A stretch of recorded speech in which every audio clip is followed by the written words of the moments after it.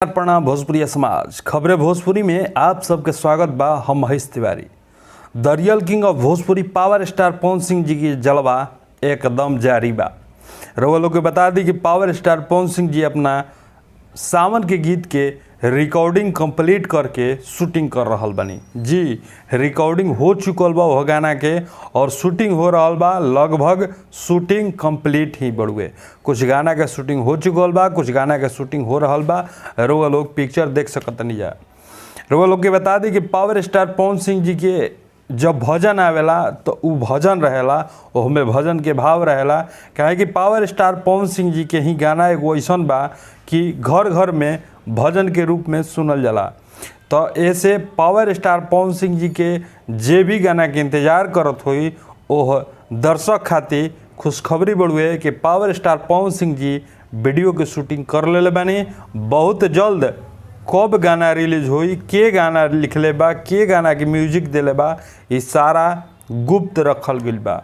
रउआ लोग जानतानी आज के डेट में कोनो प्रोजेक्ट के लीक होखे के बहुत ज़्यादा चांस रहता, वो पावर स्टार पवन सिंह जी के होखे।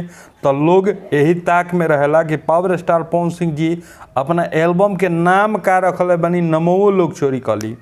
तो वही के चलते अभी यह चीज़ के खुलासा नहीं कल गई, लेकिन इतना रउआ लोग जान ली कि पावर स्टार पवन सिंह जी अपना गाना के शूटिंग कर लेले बनी। अब बहुत जल्द एकदम धमाकेदार एंट्री हुई।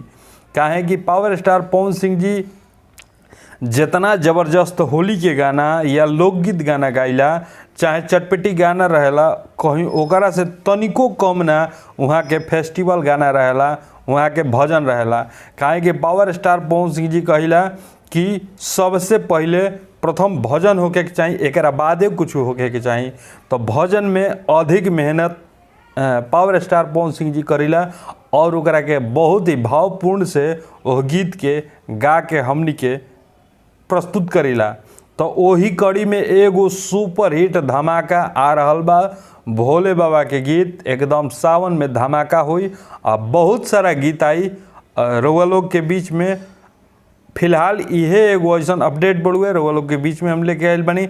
अब एकरा बारे में कुछ अधिक जानकारी हुई तो रउआ लोग के बीच में फिर दोबारा हम आई मिलल जी अगला वीडियो में। तब तक खातिर जय माँ विंध्यवासिनी।